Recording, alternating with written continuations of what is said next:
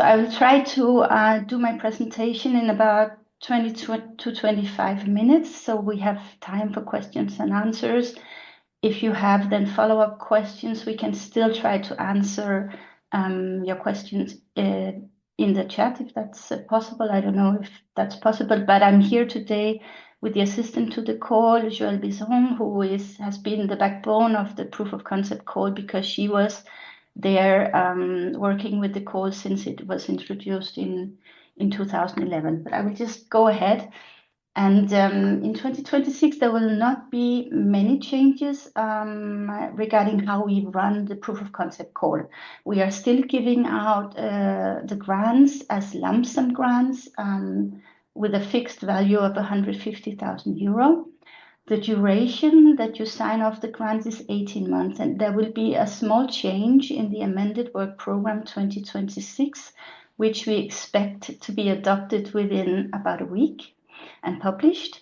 And there we also make it clear that now we allow extension of duration of POC grants beyond 18 months if it's well justified. So we've had previously, we were asking that your activities are scheduled over 12 months to allow some flexibility in the project implementation. But we see that some applicants have scheduled for 12 months, others for 18 months. It has made it a bit difficult for our experts also to evaluate, the implementation of the grant and give feedback on that. Anyway, so that's a novelty.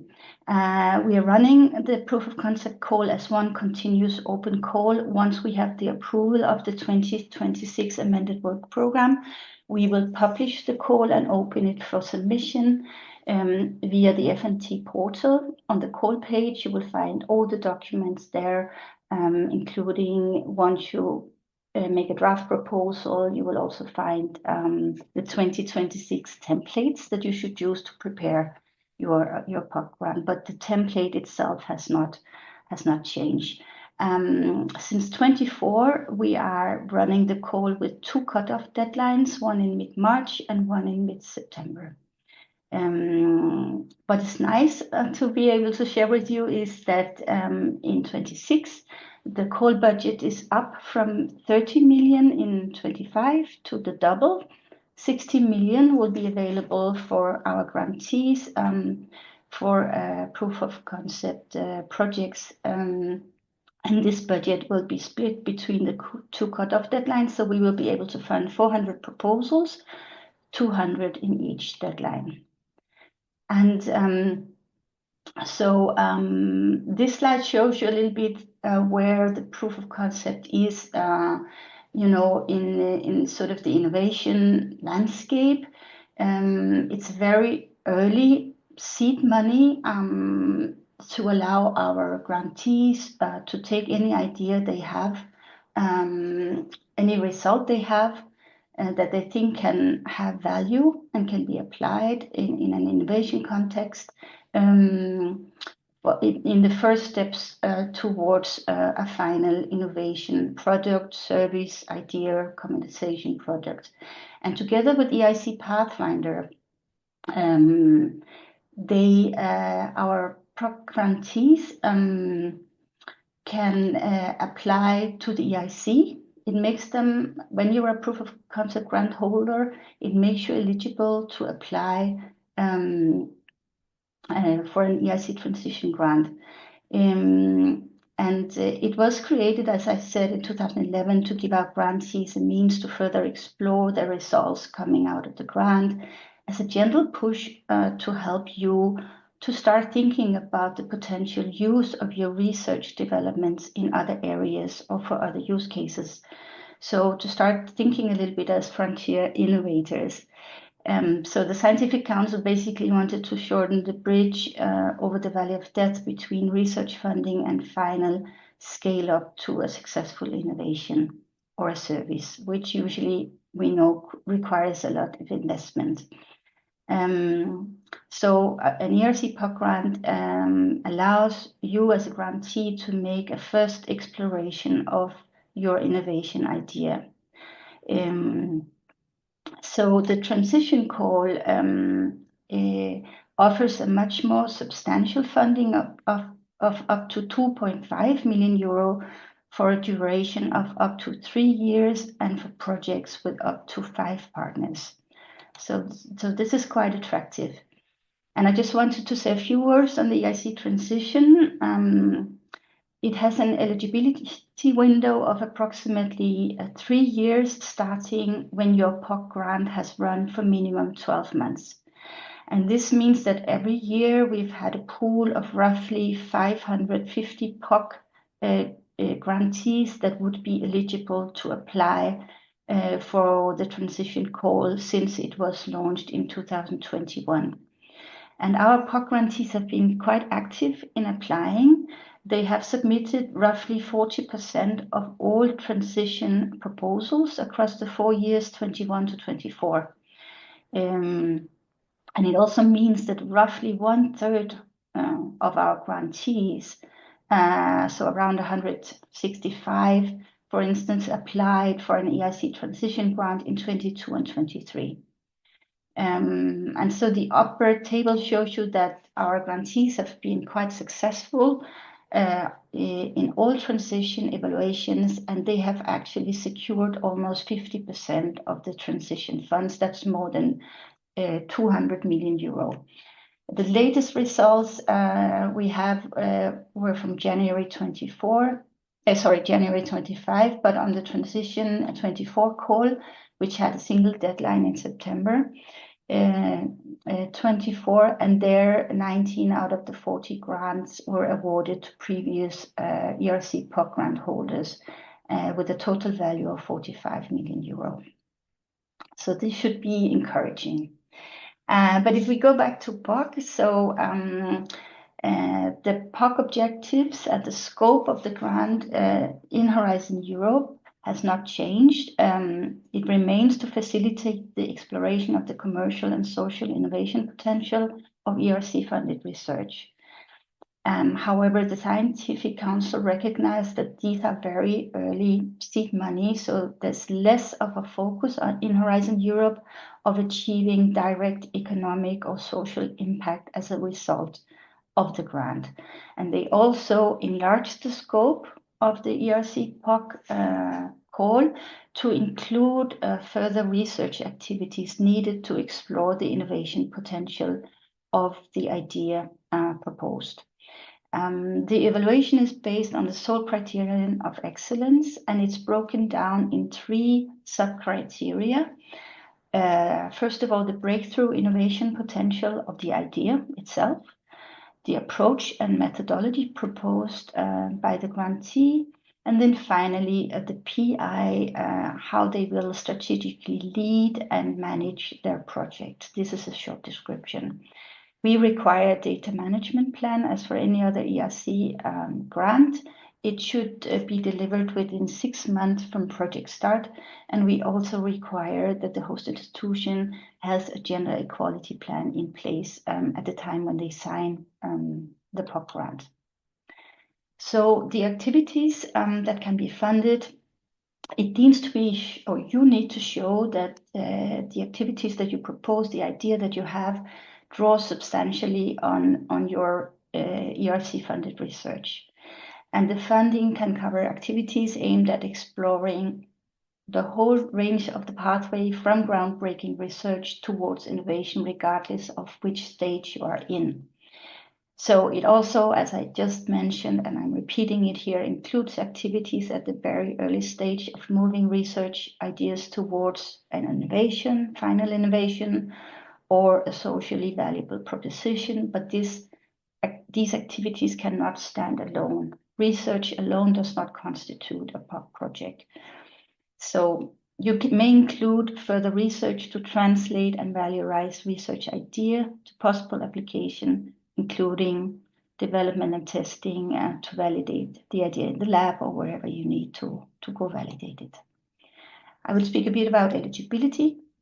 As a PI, you need to have an ERC grant which is either running or ends after 1st of January 2025 to be eligible to the 26 call. You have to show, and this is part of our template, I will come back to that, that your idea draws substantially on your ERC grant. You can submit only one application per year, which means under the 26th call. So you have to choose between either the March deadline or the September deadline. Okay, in case you submit one to the March deadline and decide to withdraw it, or it's for some reason made ineligible, you can then reapply in September, but only one eligible application per year. If you hold a starting, consolidator, or advanced grant, you can obtain maximum 3 proof of concept grants for each project, but those proof of concept grants projects can run in parallel. So if you are successful in 2 consecutive years, you can launch a second POC grant project in parallel with both your main grant and your first POC. For synergy projects, we have a decision by the council that a maximum of 6 POC grants can be awarded. And if you're a synergy grantee, you have to make sure that you have the consent of all your fellow synergy PIs in submitting a POC proposal. This is something that you don't have to include in your application. You just need to have it available in case we would ask to see it. What is important for POC grants is that you can choose a host institution that is another host institution than what you have chosen for your main grant. You can include additional beneficiaries if it makes sense for how you want to implement your grant. And we also have same rules regarding portability of the POC grants as for the ERC main grant. So in case you would be moving to another host institution, this is perfectly allowed then to bring your POC grant with you. The proposal itself is a 10-page proposal. We don't count the abstract, your references, and the risk mitigation table against these 10 pages. We allow you 3 pages for the first part of the project where you explain your idea and its breakthrough innovation potential. We allow you up to 6 pages to explain the approach and methodology, and then 1 page for the PI to explain their role in how they will strategically lead and manage the project. As for the other ERC calls and grants, you will have to fill out the administrative submission form part A. It has the length similar to the ERC main grant application, so you will have seen it before. And we also ask that you submit a host institution support letter. And then what is different than for the other grants is that you can submit additional letters of support or letters of intent. If, for instance, you already have are working together with an industrial partner or several industrial partners, or some industry partners take interest in your project, if you're in contact with a group of end users or other people who wish to support your application and are interested in the work, you can submit and document those collaborations with letters of support and letters of intent. And these are actually part of what we are asking the evaluators to take into consideration when they evaluate your project. So I've 3 slides here to represent the POC evaluation questions under Work Program 26. They are the same as in 24-25. But it's just to explain to you that you should really take a close look at these questions. And what we have done is that we have developed the proposal template so it completely matches each question that our evaluators have to reply to. So we advise that you follow the template closely and make sure that you cover each question well in the individual section, because it makes it easier for the evaluators to find the information that they're looking for.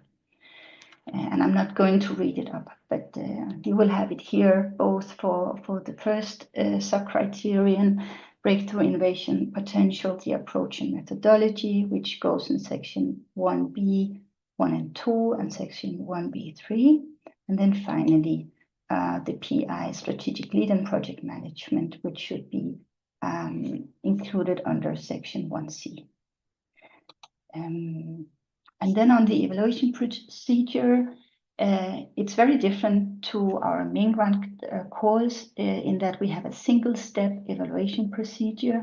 We take roughly 100 days from the submission cutoff to the time when we're able to notify you as applicants of the final results. The remote evaluation of each proposal is done by 5 independent experts in technology transfer and social innovation. And each expert gives a comment, a written comment, and a mark where they can choose between very good and good, which are the 2 pass marks, or a fail mark for each sub-criterion. We have more than 100 panel members working each year for proof of concept. So we don't meet to discuss individual proposals. The ranking is based exclusively on the marks given in the individual reviews. And to be listed on the rank list, you have, as an applicant, to pass all evaluation elements, which means you have to be given a pass mark by a majority of the experts. So 3 out of 5 has to pass each sub-criterion for your proposal to be ranked. If you fail on one of the sub-criteria, then you will be included on the rejected list. So all the rank list, how we establish the rank list is by the marks given by the experts to the 3 evaluation elements, 1, 2, and 3, where the highest weight is given to the breakthrough innovation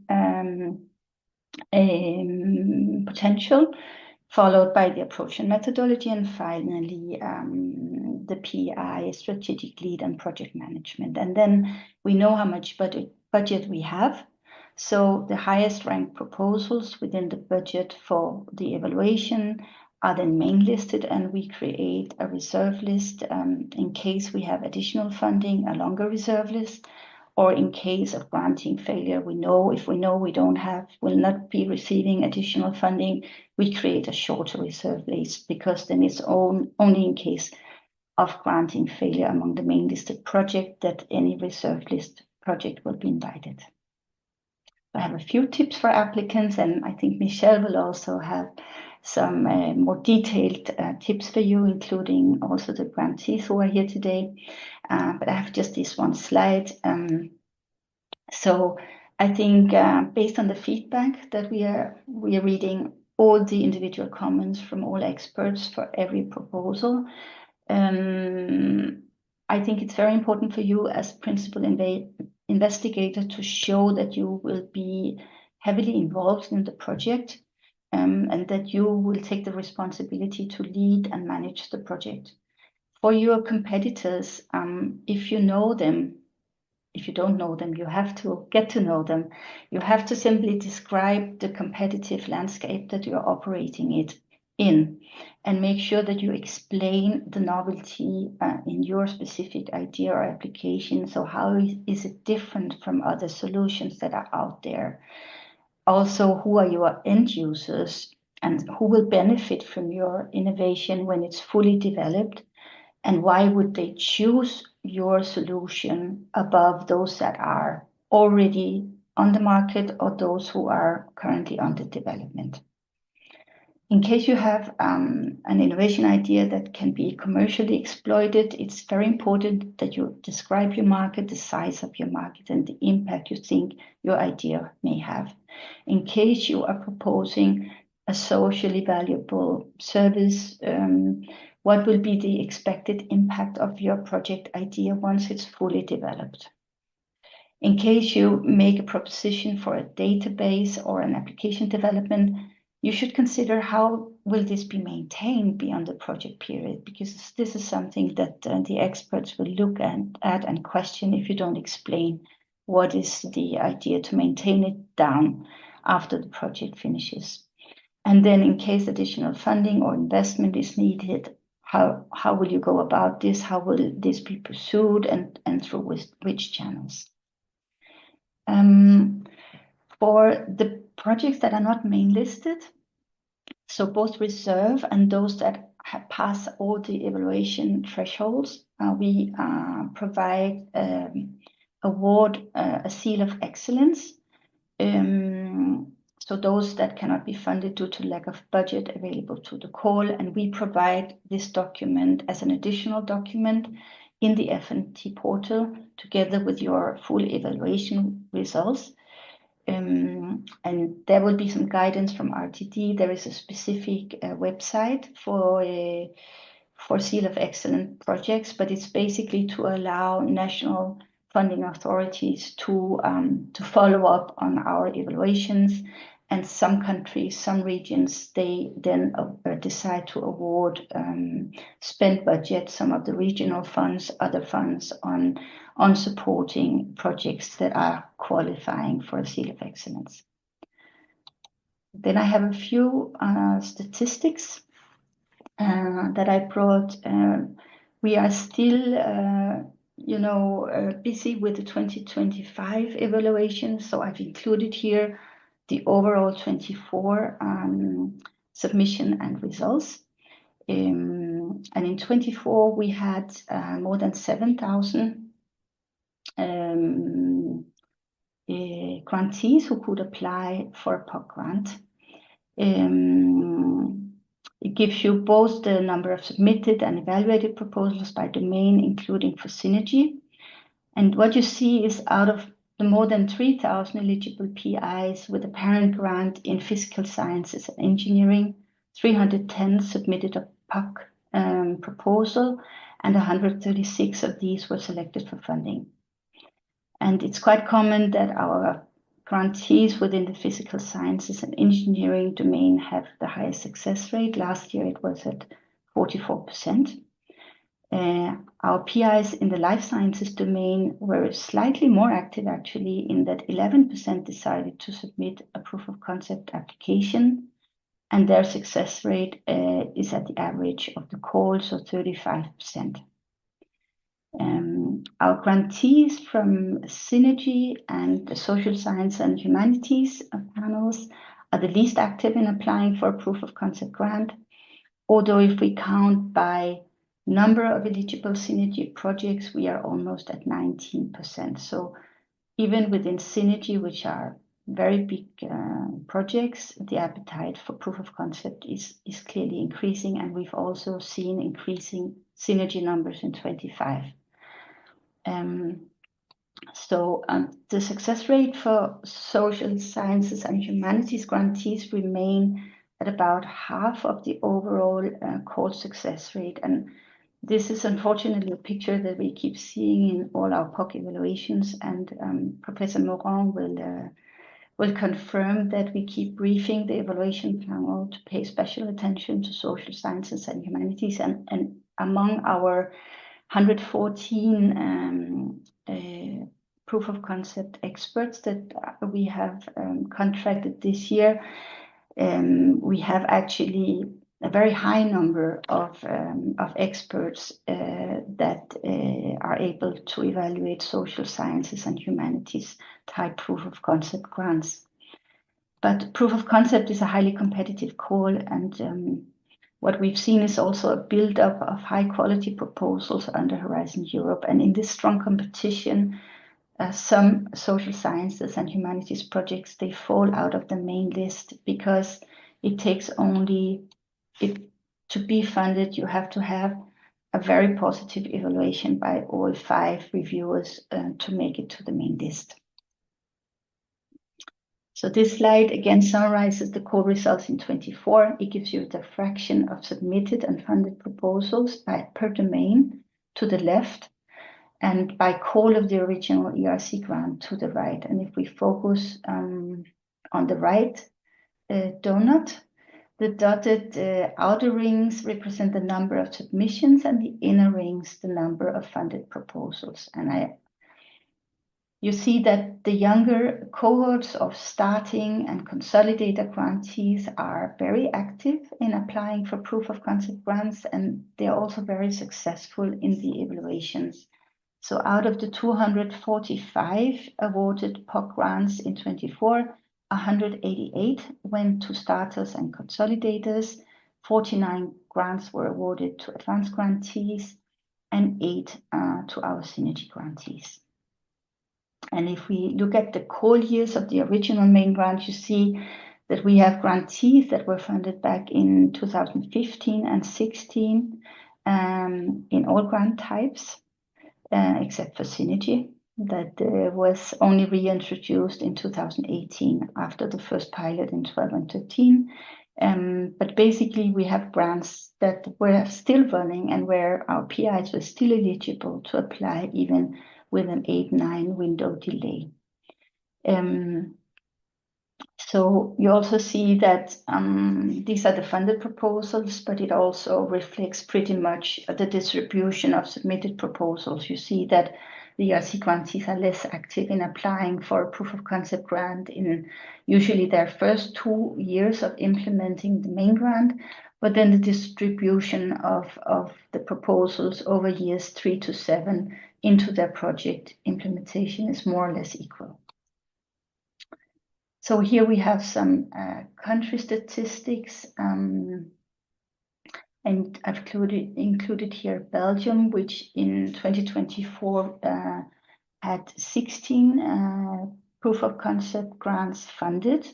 I checked the 25 statistics and I saw that that PIs based in Belgium, for those we have 6 funded under deadline 1 in 25, and we still have 18 in evaluation under the deadline 2. But it's usually the larger countries, Italy, Germany, UK, Spain and France, that takes many of our grantees. Netherlands, last year they took quite many POCs. But basically, we usually have host institutions from between 22 and 27 countries that are successful in each evaluation round. And this is then success rate by host institution country, where we have 1 single PI from Lithuania who was funded. You see Ireland did very well last year. Hungary, where 1 out of 2 applications were funded. Belgium is slightly over the call success rate with, I believe it was 38% last year. And then I also included some statistics from when we introduced the proof of concept, so back to from 2011 to 2024. Altogether, those that are currently signed or were signed yesterday, Belgium has secured 101 proof of concept grants, and this is the split over the years. So you see the number of grants that went to principal investigators with the host institution in Belgium has increased over FP7, Horizon 2020 and Horizon Europe. You have 8 different nationalities among the POC grant holders in Belgium, and 20% of the grant holders are female. I think I don't know how we are with the time, because I don't see the time here. I think we should maybe be coming to an end. I will just, you can all have a look at the statistics. I just want to mention that we have had to delay the call opening, as I said, because we're waiting for the approval of the amended 26 work program. We expect to open the call around 10th of December, and the 2 cutoff dates in 2026 are on the 17th of March and 17th of September. And in my slides, I've also included some links to our previous results, those of 23 and 24. The 25 results will be there in January. I want to mention, we have a searchable project database where you can look up POC grants by panel of original grants. So you can go there and you can see what has been funded within your field. And I've also included in the following slide other support services, such as the Horizon Results Booster, which can help you develop your proof of concept application. If you are already a POC holder, the ERC has included our POC grant holders in their Tech to Market program. So this is another opportunity if you're thinking to advance your innovation idea to apply for an ERC transition grant. And I think that's where I will stop. But you will find all the information in my slides.